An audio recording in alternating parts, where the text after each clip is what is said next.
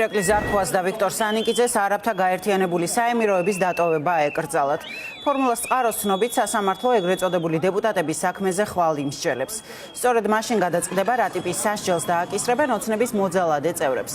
ფორმულას წყარო უყვება, რომ ეგრეთ წოდებული დეპუტატების ინტერესებს საელჩო იცავს. ქვეყანაში რჩება ლაშა გაბიტაშვილიც, მოქალაქე, რომელსაც ზარქვა, სანიკიძე და მათი თანმხლები პირები თავს დაესხნენ. თავდასხმა მათ იმის მეორე დღეს განახორციელეს, რაც გაბიტაშვილმა ეგრეთ წოდებულ დეპუტატებს მონები და რუსები ეწახა. საგამოძიებო მოქმედებები და მოწმენების გამოკითხვები ჯგუფური თავდასხმის საქმეზე გრძელდება. გავრცელებული ინფორმაციით დაკავებულია გიორგი გოგოლაძე, პირი, რომელიც თან ახლდა ოცნების დეპუტატებს და რომლის ნასროლი თებში სასტუმროს თანამშრომელს მოხდა.